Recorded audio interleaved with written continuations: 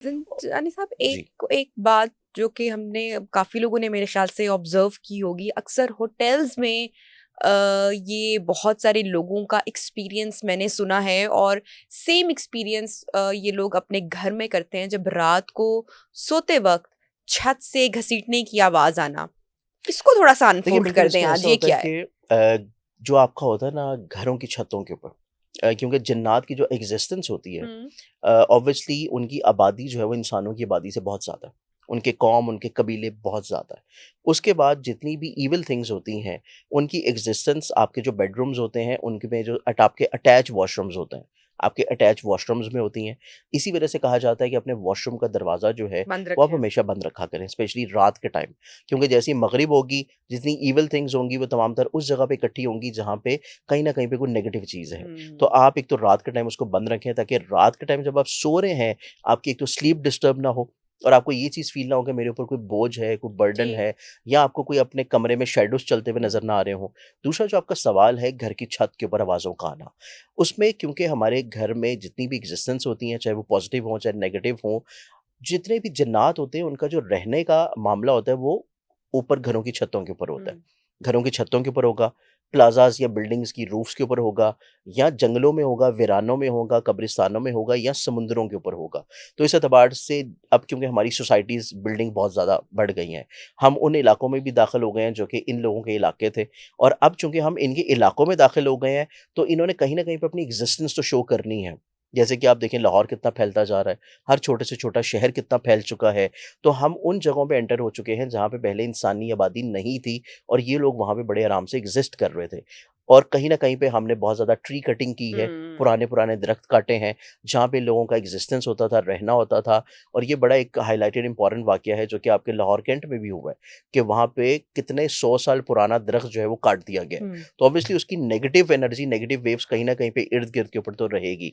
तो घर के ऊपर इस तरह की चीज़ें होती ज़रूर हैं, लेकिन उसमें कोई परेशानी वाली बात नहीं है। अच्छा। अगर वो आपको कोई चीज़ तंग नहीं कर रही, कोई परेशान नहीं कर रही, तो आपके ऊपर उसका कोई इफ़ेक्ट नहीं होगा। सही। चाहे आप वो होटल की छत के ऊपर हो, चाहे वो आपके घर की छत के ऊपर हुँ। हो, आप जब तक उसको तंग नहीं करेंगे, वो आपको तंग नहीं ठीक। करेगी।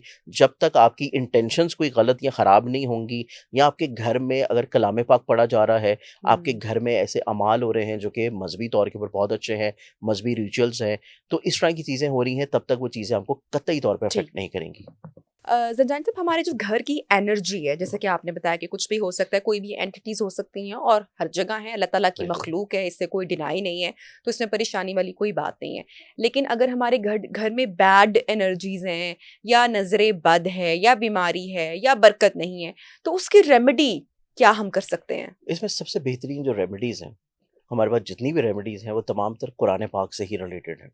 क्योंकि कुरान एक ऐसी चीज़ है, जो कि अल्लाह ताला ने हर कौम के लिए ता क़यामत जो है, वो एक हदायत के तौर के ऊपर पेश कर दी है। हुँ। और उसका अमली नमूना जो है, वो नबी अकरम सल्लल्लाहु अलैहि वसल्लम की बेशक। ज़ात मुबारका है कि आप उनकी अमली लाइफ़ को देखें, क्योंकि उनकी अमली लाइफ़ में जितनी भी चीज़ें उनके ऊपर गुज़री हैं, अल्लाह ताला ने अपने महबूब को इस दुनिया में हमारे ऊपर इसी वजह से भिजवाया कि हम उनकी प्रैक्टिकल लाइफ़ को देखते हुँ। हुए अपनी लाइफ़्स को बेहतर बना सकें। अब इस एतबार से जितनी नेगेटिव एनर्जीज़ होती हैं, घर में हो, आपके काम की जगह के ऊपर हो, आपके ऑफ़िसेज़ में हो, क्योंकि बहुत सारी चीज़ें आपके ऑफ़िसेज़ में भी एग्ज़िस्ट कर रही होती हैं, हुँ। कि जब आप ऑफ़िस में अकेले होते हैं, तो आपको वो चीज़ फ़ील होती है, भारीपन फ़ील होता है। एकदम से अचानक से आपको ऐसा लगता है कि बहुत ज़्यादा सर्दी बढ़ गई है और ये चीज़ भी अक्सर बहुत सारी जगहों पे फ़ील किया हुँ। जाता है। तो ये चीज़ होती है कि इस तरह की चीज़ों को ख़त्म करने के लिए, हुँ। कंट्रोल्ड करने के लिए, अपने घर में आपको जब भी कोई ऐसी नेगेटिव चीज़ फ़ील हो, आपके घर में बेबरकती हो, बेसुकूनी हो, डिप्रेशन हो, बीमारी हो, तो अपने घर में सूरह बकरा की तिलावत आप चलाना शुरू कर दें। हुँ। ऑडियो पे लगा लें, मोबाइल पे लगा लें, टीवी पे लगा लें और अगर कोई खुद पढ़ ले तो ये सबसे बेहतरीन है। ठीक है। सूरह बकरा की तिलावत आप घर में चलाएँ, बाआवाज़ बुलंद चलाएँ ताकि उसके हर कोने में उसकी आवाज़ चली जाए। दूसरी चीज़ फिर आप ये कर सकते हैं कि इंडिविजुअली तौर के ऊपर घर का हर शख्स अपनी-अपनी ज़िंदगी को बेहतर करने के लिए, इस चीज़ से हिफ़ाज़त के लिए कि कोई भी चीज़ उसको तंग ना करे। हुँ। चाहे वो असेबी चीज़ हो या चाहे उसके ऊपर किसी ने कोई चीज़ करवाई है, दोनों सूरतों में। तो कुरान करीम की जो आखिरी 11 आयात मुबारका हैं, जिनमें सूरह फ़लक है और सूरह नास है। इन दोनों का दमशुदा पानी आप एटलीस्ट कम से कम 40 डेज़ जो है ये रेगुलरली आप पीना शुरू कर दें सही। दम करके। और आपको हर दिन गुज़रते हुए फ़ील होगा कि आपके हुँ, अंदर से कोई नेगेटिव चीज़ और नेगेटिव थॉट जो है वो हुँ, निकल रहे हैं।